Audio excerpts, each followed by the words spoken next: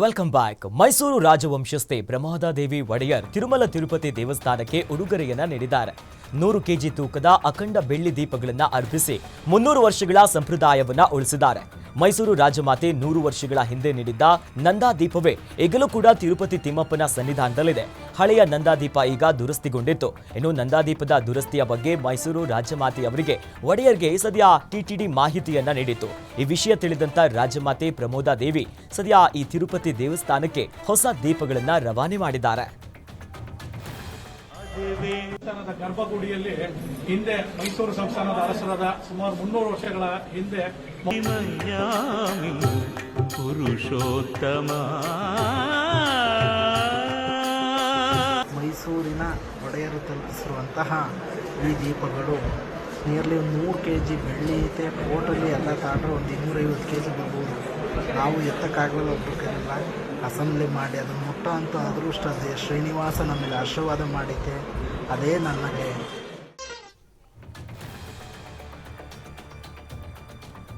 ಯಾದಗಿರಿ ಜಿಲ್ಲೆಯಲ್ಲಿ ಕರ್ತವ್ಯ ನಿರ್ವಹಿಸುತ್ತಿರುವ 204 ಹೊರಗುತ್ತಿಗೆಯ ನೌಕರರಿಗೆ ಸಂಬಳವಿಲ್ಲದೆ ಪರದಾಡುವಂತ ಪರಿಸ್ಥಿತಿ ಬಂದಿದೆ. ಹೊರಗುತ್ತಿಗೆ ಆಧಾರದ ಮೇಲೆ ಕೆಲಸ ಮಾಡುತ್ತಿರುವ ನೌಕರರಿಗೆ ಸಂಕಷ್ಟ ಎದುರಾಗಿದೆ. 106 ಜನ ಗ್ರೂಪ್ ಡಿ ಸಿಬ್ಬಂದಿ ಹಾಗೂ ಎನ್ಎಚ್ಎಂ ಯೋಜನೆಯಡಿಯಲ್ಲಿ ಕರ್ತವ್ಯ ನಿರ್ವಹಿಸುತ್ತಿರುವ 98 ಈಗ ಶುಶ್ರೂಷಾ ಶೋಕರಿಗೆ 3 ತಿಂಗಳಿನಿಂದ ಸಂಬಳ ಕೊಟ್ಟಿಲ್ಲ. ಕೆಲವು ತಾಂತ್ರಿಕ ಕಾರಣದಿಂದಾಗಿ ಸಂಬಳ ವಿಳಂಬ ಆಗಿದೆ. ಜಿಲ್ಲೆಯಲ್ಲಿ ಕರ್ತವ್ಯ ನಿರ್ವಹಿಸುತ್ತಿರುವ 204 ಹೊರಗುತ್ತಿಗೆಯ ನೌಕರರಿಗೆ ಸಂಬಳವಿಲ್ಲದೆ ಜೀವನ ನಡೆಸುವುದಕ್ಕೆ ಕಷ್ಟವಾಗಿದೆ.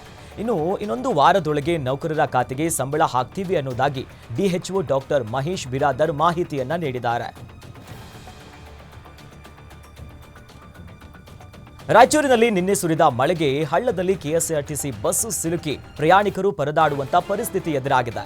ರಾಯಚೂರು ಜಿಲ್ಲೆಯ ಲಿಂಗಸಗೂರು ತಾಲೂಕಿನ ಅನ್ವರಿ ಗ್ರಾಮದ ಹಳ್ಳದಲ್ಲಿ ಘಟನೆ ನಡೆದಿದೆ. ಕವಿತಾಳದಿಂದ ಹಟ್ಟಿಗೆ ಹೋಗುವಂತ ವೇಳೆ ಹಳ್ಳದಲ್ಲಿ ಬಸ್ ಸಿಲುಕಿ ಅವಘಡ ಸಂಭವಿಸಿದೆ. ಗ್ರಾಮಸ್ಥರು ಹಾಗೂ ಜೆಸಿಬಿ ಸಹಾಯದಿಂದ ಬಸ್ ಅನ್ನ ಹೊರ ತೆಗೆಯಲಾಯಿತು.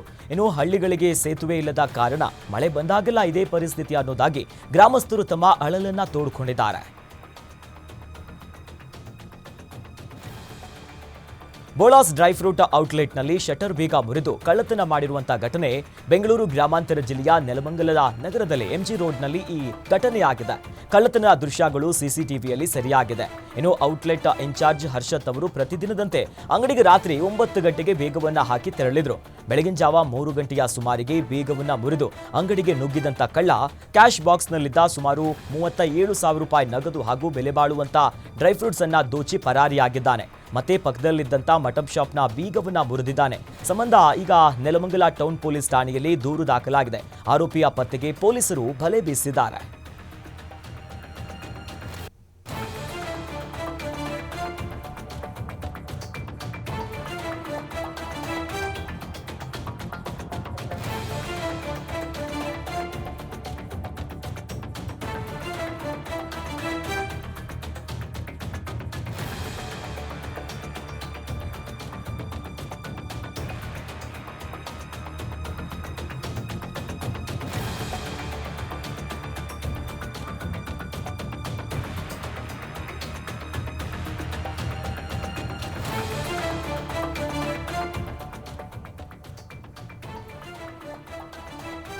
ಮಂಗಳೂರು ಜೈಲಿನಲ್ಲಿ ಕೈದಿಗಳ ಹೊಡೆದಾಟ ಮತ್ತೆ ಮುಂದುವರೆದಿದೆ.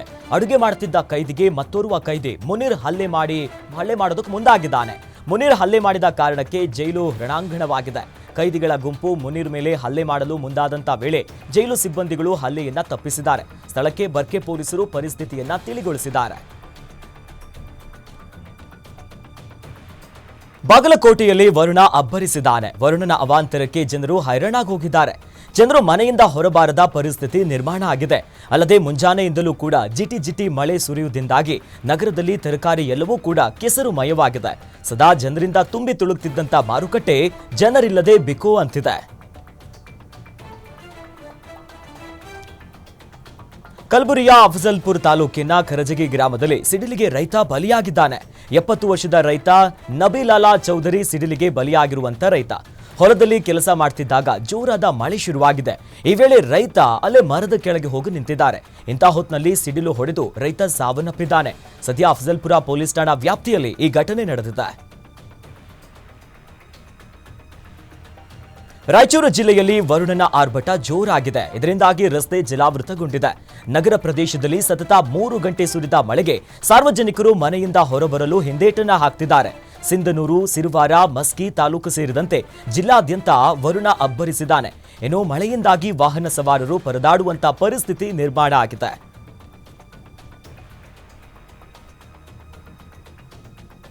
ಬೆಂಗಳೂರು ಗ್ರಾಮಾಂತರದಲ್ಲೂ ಭಾರೀ ಮಳೆಯಾಗಿದ್ದು ಜನರು ತತ್ತರಿಸಿ ಹೋಗಿದ್ದಾರೆ. ಜಿಟಿ ಮಳೆಗೆ ಜನರು ಹೊರಬರುವುದಕ್ಕೆ ಯೋಚನೆ ಮಾಡ್ತಿದ್ದಾರೆ. ಮಳೆಯಿಂದಾಗಿ ಜನರ ಕೆಲಸಕ್ಕೆ ಅಡ್ಡಿಯಾಗಿದೆ. ಪೀಣ್ಯ, ದಾಸರಹಳ್ಳಿ, ಬಾಗಲಗುಂಟೆ, ಮಲ್ಲಸಂದ್ರ, ಹೆಸರುಘಟ್ಟ, ನೆಲಮಂಗಲ, ಡಾಬಾಸ್ಪೇಟೆಯಲ್ಲೂ ಮಳೆಯಿಂದಾಗಿ ಜನ ಹೈರಾಣಾಗಿ ಹೋಗಿದ್ದಾರೆ. ಮಂಗಳೂರು ಹೊರವಲಯದಲ್ಲಿ ಭಾರೀ ಮಳೆಗೆ ಜನ ಈಗ ತತ್ತರಿಸಿದ್ದಾರೆ. ಬಜಪೆ ಸಮೀಪದ ಅಧ್ಯಪಾಡಿಯ ಸಂಕೇಶ್ ಎಂಬಲ್ಲಿ ಭೂಕುಸಿತ ಸಂಭವಿಸಿದೆ. ವಿಮಾನ ನಿಲ್ದಾಣ ಭಾಗದಿಂದ ಗುಡ್ಡದ ಮಣ್ಣುಗಳು ಈಗ ಹರಿದು ಬಂದಿರುವುದರಿಂದಾಗಿ ಆ ಕೆಳಭಾಗದಲ್ಲಿರುವಂತಹ ಉಮಾನಾಥ್ ಸಾಲಿಯಾನ್ ಎನ್ನುವಂಥವರ ಮನೆಗೆ ಹಾನಿಯಾಗಿದೆ. ಮನೆಯ ಮುಂಭಾಗದ ಅಂಗಳದಲ್ಲಿ ಮಣ್ಣು ಕೆಸರು ತುಂಬಿಕೊಂಡು ಮನೆಯ ತುಳಸಿ ಕಟ್ಟೆ ಸೇರಿದಂತೆ ಮನೆಯ ಅಂಗಳವೂ ಕೂಡ ಸಂಪೂರ್ಣವಾಗಿ ಹಾನಿಯಾಗಿದೆ. ಹೀಗಾಗಿ ವಿಮಾನ ನಿಲ್ದಾಣದ ಅಧಿಕಾರಿಗಳ ನಿರ್ಲಕ್ಷ್ಯಕ್ಕೆ ಗ್ರಾಮಸ್ಥರು ಆಕ್ರೋಶವನ್ನ ವ್ಯಕ್ತಪಡಿಸುತ್ತಿದ್ದಾರೆ. ಇನ್ನು ಸ್ಥಳಕ್ಕೆ ಮಂಗಳೂರಿನ ತಾಲೂಕು ತಹಶೀಲ್ದಾರ್ ಭೇಟಿ ನೀಡಿ ಪರಿಶೀಲನೆಯನ್ನ ನಡೆಸಿದ್ದಾರೆ. ಕುಮಟಾದಲ್ಲಿ ಕಳೆದ 2 ಗಂಟೆಯಿಂದಲೂ ಕೂಡ ನಿರಂತರವಾಗಿ ಮಳೆಯಾಗ್ತಿದೆ. ಮಳೆಯ ಪರಿಣಾಮ ಕುಮಟಾ ತಾಲೂಕಿನ ಕುಮಟಾ ಸಿದ್ದಾಪುರ ರಸ್ತೆ ಸಂಪೂರ್ಣವಾಗಿ ಜಲಾವೃತಗೊಂಡಿದ್ದು ರಸ್ತೆಯ ಪಕ್ಕದ ಚರಂಡಿ ಕೂಡ ಬ್ಲಾಕ್ ಆಗಿದೆ. ನೀರು ಸರಾಗವಾಗಿ ಹೋಗದೆ ರಸ್ತೆ ಮೇಲೆ ನೀರು ಹರಿತಾ ಇದೆ. ಈ ಭಾಗದ ವಾಲ್ಗಳಿ ಎನ್ನುವಂತ ಬಳೆ ಜಮೀನುಗಳಿಗೆ ನೀರು ನುಗ್ಗುವ ಆತಂಕ ಕೂಡ ಶುರುವಾಗ್ತಿದೆ. ಇನ್ನು ಕುಮಟಾ ಸಿದ್ದಾಪುರ ರಸ್ತೆ ನೀರು ತುಂಬಿ ಬಂದಾಗಿರುವುದರಿಂದ ಸದ್ಯ ರಾಷ್ಟ್ರೀಯ ಹೆದ್ದಾರಿ 66ರಲ್ಲಿಯೂ ಕೂಡ ಸಂಚಾರ ಅಸ್ತವ್ಯಸ್ತ ಆಗಿದೆ. ಸದ್ಯ ವಾಹನ ಸವಾರರು ಪರದಾಡುತ್ತಿದ್ದು ಪರಿಸ್ಥಿತಿ ನಿರ್ಮಾಣ ಆಗಿದೆ. ಚಿಕ್ಕಬಳ್ಳಾಪುರ ಜಿಲ್ಲೆ ಗುಂಡಿಬಂಡೆ ತಾಲೂಕಿನ ನಿಶ್ಚಲ ಬಂಡಹಳ್ಳಿ ಗ್ರಾಮದಲ್ಲಿ ಭಾರೀ ಮಳೆಯಾಗಿದ್ದು ಸತತವಾಗಿ 4-5 ದಿನಗಳಿಂದ ಸುರಿಯುತ್ತಿರುವ ಮಳೆಗೆ ಚೆಂಡು ಹೂ ತೋಟ ನೆಲಕಚ್ಚಿದೆ. ರೈತ ವೆಂಕಟರಾಯಪ್ಪನಿಗೆ ಸೇರಿದಂತ 1 ಎಕರೆ ಈ ಚೆಂಡು ಹೂವಿನ ತೋಟ ಕಟಾವಿಗೆ ಬಂದಿತ್ತು. ಆದರೆ ಮಳೆರಾಯನ ರೌದ್ರ ನರ್ತನಕ್ಕೆ ಚೆಂಡು ಹೂ ತೋಟ ಸಂಪೂರ್ಣವಾಗಿ ಹಾನಿಯಾಗಿದೆ. ತುಮಕೂರು ಜಿಲ್ಲೆಯಾದ್ಯಂತ ರಾತ್ರಿ ಕೊಂಚ ರಿಲೀಫ್ ಕೊಟ್ಟಂತ ಮಳೆರಾಯ ಇಂದು ಮತ್ತೆ ಜಿಟಿಯಾಗಿ ಸುರಿತಾ ಇದ್ದಾನೆ. ನಿರಂತರ ಮಳೆಗೆ ಜನರು ಬೆಳಗ್ಗೆ 9 ಗಂಟೆಯಾದರೂ ಕೂಡ ಸೂರ್ಯನ ದರ್ಶನವನ್ನೇ ಇಲ್ಲ. ಯಾಕಂದ್ರೆ ಕೆಲಸಕ್ಕೆ ಹೋಗುವಂತ ಮಳೆಗೆ ಈಗ ಜನರಿಗೆ ಮಳೆ ಅಡ್ಡಿಯಾಗಿದೆ. ಇನ್ನು ಮಳೆಯಿಂದ ಮಾರುಕಟ್ಟೆಗೆ ರೈತರು ಕೂಡ ಬಂದು ಹೂವು, ಹಣ್ಣು, ತರಕಾರಿ ಎಲ್ಲವೂ ಕೂಡ ತೆಗೆದುಕೊಳ್ಳಬೇಕಂತಂದ್ರೆ ಎಲ್ಲವೂ ನೀರಿನ ಪಾಲಾಗಿದೆ. ಮಾರುಕಟ್ಟೆ ಖಾಲಿಯಾಗಿದೆ. ರೈತರು ಕೂಡ ತಮ್ಮ ಜಮೀನಿನ ಕೆಲಸಗಳಿಗೆ ಹೋಗಲಾರದೆ ಸಂಕಷ್ಟವನ್ನ ಅನುಭವಿಸುತ್ತಿದ್ದಾರೆ. ಉಡುಪಿಯಲ್ಲಿ ವರುಣನ ಅಬ್ಬರ ಜೋರಾಗಿದ್ದು ರೆಡ್ ಅಲರ್ಟ್ ಘೋಷಿಸಲಾಗಿದೆ. ಭಾರೀ ಮಳೆಗೆ ರಸ್ತೆಗಳು ಜಲಾವೃತ ಆಗಿದೆ. ರಸ್ತೆಯಲ್ಲಿ ಸಂಚರಿಸಲು ವಾಹನ ಸವಾರರು ಪರದಾಡುವಂತ ಪರಿಸ್ಥಿತಿ ನಿರ್ಮಾಣ ಆಗಿದೆ. ಕಾರ್ಕಳದಲ್ಲಿ 73 ಮಿಲಿಮೀಟರ್, ಉಡುಪಿಯಲ್ಲಿ 62 ಮಿಲಿಮೀಟರ್ ಮಳೆಯಾಗಿದೆ. ಅಲ್ಲದೆ ಕಾಪು ತಾಲೂಕಿನಲ್ಲಿ 77 ಮಿಲಿಮೀಟರ್ ಮಳೆಯಿಂದಾಗಿ ದಾಖಲೆ ನಿರ್ಮಾಣ ಆಗಿದೆ. ಜಿಲ್ಲೆಯಲ್ಲಿ ಈವರೆಗೆ 6 ಮನೆಗಳಿಗೆ ಹಾನಿಯಾಗಿದೆ. ದಾವಣಗೆರೆಯಲ್ಲಿ ಭಾರೀ ಮಳೆಗೆ ಈಗ ಜನ ಬಹಳಷ್ಟು ಕಂಗಾಲಾಗಿದ್ದಾರೆ. ವರುಣನ ಅಬ್ಬರಕ್ಕೆ ವಾಹನ ಸಂಚಾರ ಸ್ಥಗಿತಗೊಂಡಿದೆ. ಮಳೆ ನೀರು ಹೋಗೋದಕ್ಕೆ ದಾರಿ ಇಲ್ಲದೆ ಪಿಬಿ ರಸ್ತೆಯಲ್ಲಿ ನೀರು ನಿಂತು ಪುಣೆ ಮತ್ತು ಬೆಂಗಳೂರು ರಸ್ತೆ ಸ್ವಿಮ್ಮಿಂಗ್ ಪೂಲ್ ಆಗಿ ಮಾರ್ಪಟ್ಟಿದೆ. ದಾವಣಗೆರೆ ನಗರದ ಮೂಲಕ ಹೋಗುವಂತ ಹರಿಹರ, ಹಾವೇರಿ, ಹುಬ್ಬಳ್ಳಿ, ಧಾರವಾಡ, ಪುಣೆಗೆ ಸಂಪರ್ಕ ಕಲ್ಪಿಸುವಂತ ರಸ್ತೆ ಕೆಲಕಾಲ ಬಸ್ ಸಂಚಾರ ಕೂಡ ಸ್ಥಗಿತಗೊಂಡಿದ್ದು ಜನಜೀವನ ಅಸ್ತವ್ಯಸ್ತಗೊಂಡಿದೆ. ಚಿಕ್ಕಬಳ್ಳಾಪುರ ಜಿಲ್ಲೆಯ ರಾಮಸ್ವಾಮಿಪಲ್ಲಿ ಗ್ರಾಮದಲ್ಲಿ ನಿರಂತರ ಮಳೆಗೆ ಮನೆ ಕುಸಿತಗೊಂಡಿದೆ. ಗ್ರಾಮದ ವೃದ್ಧೆ ಜಯಮ್ಮ ರೆಡ್ಡಿ ಮನೆ ಮೇಲೆ ಮನೆಯ ಮೇಲ್ಚಾವಣಿ ಕುಸಿತಗೊಂಡಿದ್ದು ವೃದ್ಧೆ ಪ್ರಾಣ ಅಪಾಯದಿಂದ ಪಾರಾಗಿದ್ದಾರೆ. ಘಟನೆಯಲ್ಲಿ ಕಲ್ಲು ಚಪ್ಪಡಿಯ ಮೇಲ್ಚಾವಣಿ ಈ ಕಲ್ಲು ಬಿದ್ದು ವೃದ್ಧಿಯ ಕಾಲುಗಳಿಗೆ ಗಂಭೀರ ಗಾಯ ಆಗಿದೆ.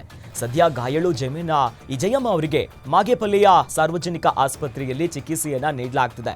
50 ವರ್ಷಗಳಿಂದ ವೃದ್ಧೆ ಜಯಮ್ಮ ರೆಡ್ಡಿ ಮನೆಯಲ್ಲಿ ವಾಸ ಆಗಿದ್ರು. ಇದೀಗ ಮಳೆಯ ಅವಾಂತರದಿಂದ ಮನೆಯಲ್ಲಿದ್ದಂಥ ವಸ್ತುಗಳು ನಾಶ ಆಗಿದೆ. ವೃದ್ಧೆ ಜಯಮ್ಮಗೆ ಮುಂದೇನು ಅನ್ನುವಂಥ ಆತಂಕ ಎದುರಾಗಿದೆ.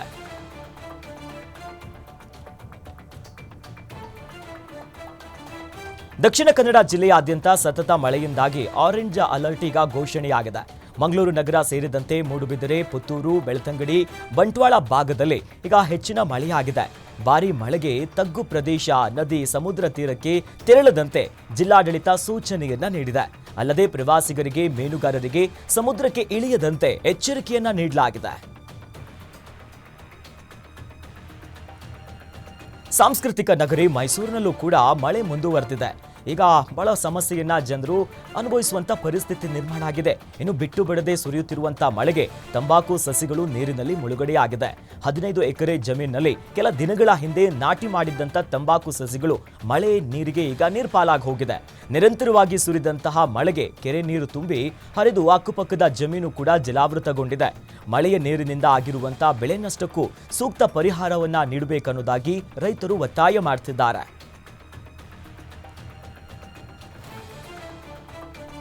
ಜಿಟಿ ಮಳೆಯಲ್ಲಿ ಚಲಿಸುವ ಕಾರಿಗೆ ಬೆಂಕಿ ಹೊತ್ಕೊಂಡಿದೆ. ಮಹಾರಾಷ್ಟ್ರ ಮೂಲದ ಕಾರು ಇದಾಗಿದ್ದು ಹುಬ್ಬಳ್ಳಿ ಧಾರವಾಡದ ರಾಷ್ಟ್ರೀಯ ಹೆದ್ದಾರಿಯಲ್ಲಿ ಈ ಘಟನೆ ಸಂಭವಿಸಿದೆ. ಸದ್ಯ ಸ್ಥಳಕ್ಕೆ ಹುಬ್ಬಳ್ಳಿ ಧಾರವಾಡ ಪೂರ್ವ ಪೊಲೀಸರು ಭೇಟಿ ನೀಡಿ ಅಗ್ನಿಶಾಮಕ ದಳದ ಸಿಬ್ಬಂದಿಗೆ ಕರೆ ಮಾಡಿದ್ದಾರೆ. ಘಟನೆಯಲ್ಲಿ ಯಾವುದೇ ಪ್ರಾಣ ಅಪಾಯ ಸಂಭವಿಸಿಲ್ಲ ಅನ್ನುವಂತಹ ಮಾಹಿತಿ ಲಭ್ಯವಾಗ್ತಿದೆ.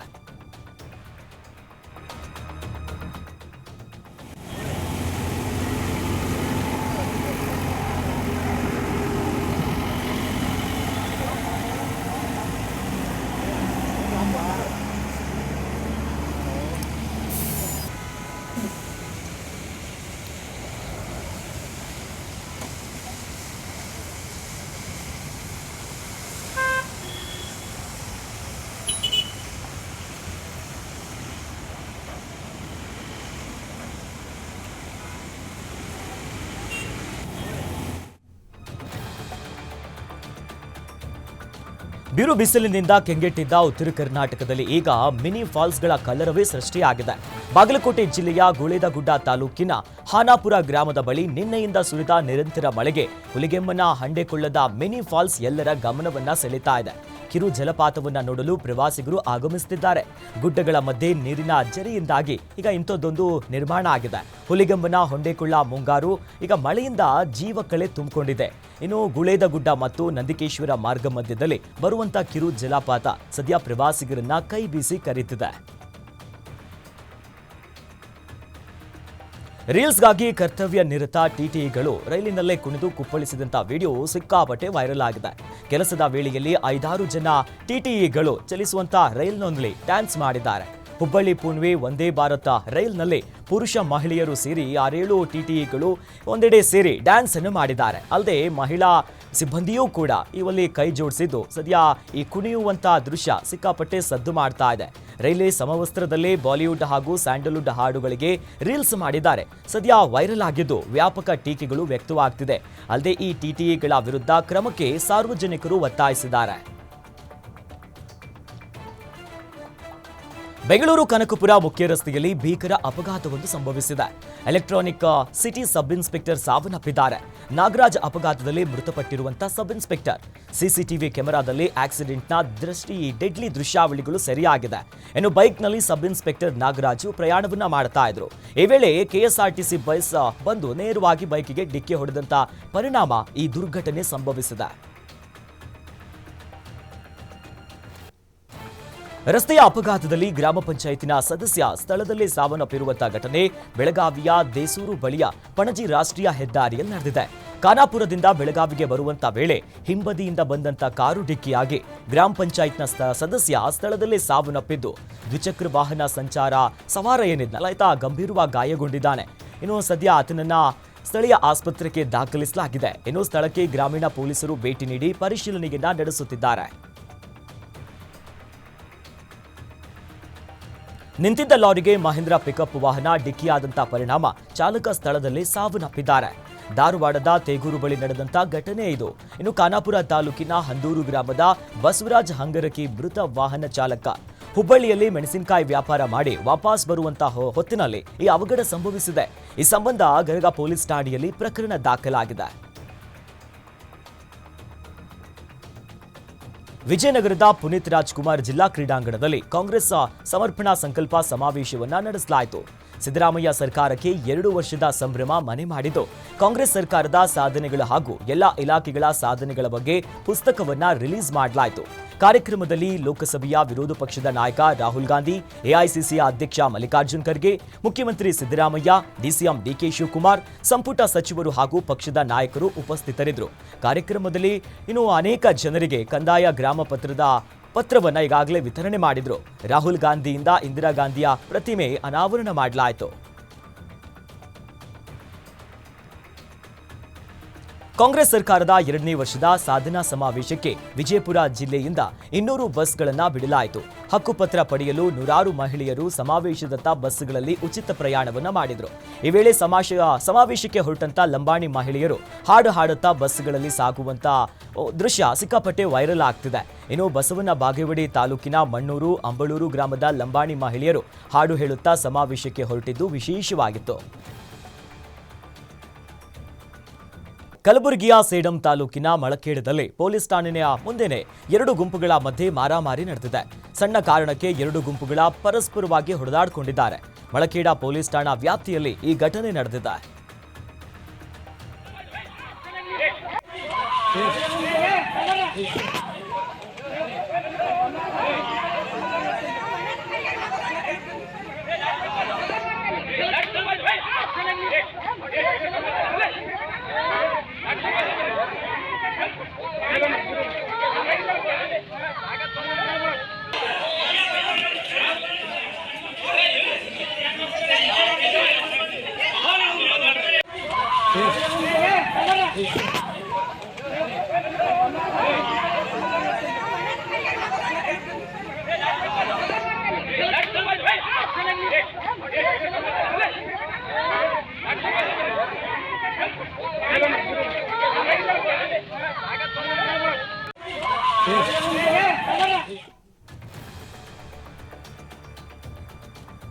ಯಾದಗಿರಿಯಲ್ಲಿ ಕೈಯಲ್ಲಿ ತಲವಾರನ್ನ ಹಿಡಿದು ಸಾರ್ವಜನಿಕರಲ್ಲಿ ಆತಂಕ ಸೃಷ್ಟಿಸಿದ ಕಿಡಿಗೇಡಿಗಳನ್ನು ಪೊಲೀಸರು ಬಂಧಿಸಿದ್ದಾರೆ. ಶಹಾಪುರ ಪೊಲೀಸರು ದೋರನಹಳ್ಳಿ ಗ್ರಾಮದ ಚಂದ್ರಶೇಖರ್ ಎಂಬ ಯುವಕನನ್ನ ಬಂಧಿಸಿದ್ದಾರೆ. ಈತ ರೀಲ್ಸ್ಗಾಗಿ ಕೈಯಲ್ಲಿ ತಲವಾರನ್ನ ಹಿಡಿದು ಬಿಲ್ಡಪ್ ಕೊಟ್ಟಿದ್ದ ಅಂತ ಹೇಳಲಾಗ್ತಿದೆ. ಈ ವಿಡಿಯೋ ಎಲ್ಲೆಡೆ ವೈರಲ್ ಆಗಿತ್ತು. ಶಹಾಪುರ ಪೊಲೀಸ್ ಠಾಣೆಯಲ್ಲಿ ಶಸ್ತ್ರಾಸ್ತ್ರ ಕಾಯ್ದೆ ಅಡಿಯಲ್ಲಿ ಸದ್ಯ ಎಫ್ಐಆರ್ ದಾಖಲಾಗಿದೆ.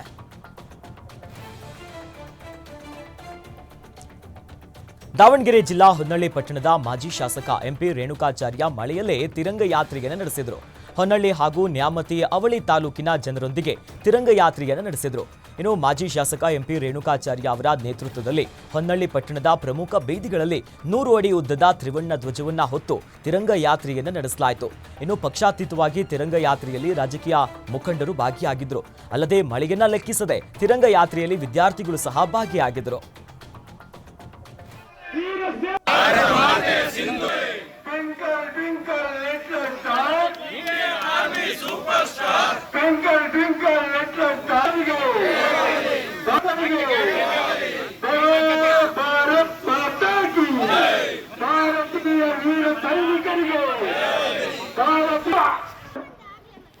ಬಂಧವನ್ನು ಕೊಡ್ತಾ ಇದೀವಿ. ಭಾರತ್ ಮಾತಾ ತಿರಂಗ ಯಾತ್ರೆಗೆ, ವೀರ ಸೇನಾನಿಗಳಿಗೆ, ವೀರ ಯೋಧರಿಗೆ ಕಿಮಿತಿ ವಯಸ್ಸಾಗಿದ್ದ ಬೆಲೆ ಭಾರತ್ ಮಾತಾ ಕಿ, ಬೆಲೆ ಭಾರತ್ ಮಾತಾ ಕಿ, ಮಾತಾ ಕಿ ಮಾಡ್ತಾರೆ. ಬರೀ ದೊಡ್ಡಲಾಗು ಮಕ್ಕಳ ದೊಡ್ಡದು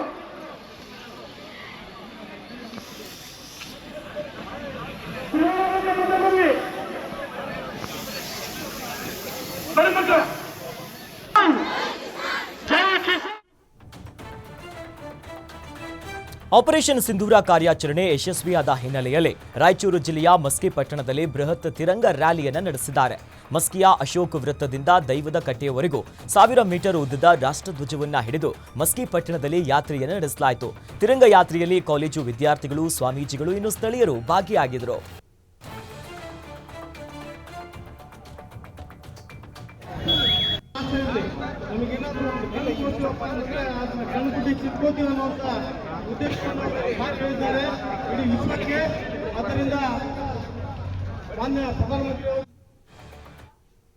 ಇಷ್ಟೊತ್ತು ನೀವು ನೋಡಿದ್ದು ಗ್ಯಾರಂಟಿ ನ್ಯೂಸ್, ಸುದ್ದಿ ಖಚಿತ, ನ್ಯಾಯ ನಿಶ್ಚಿತ.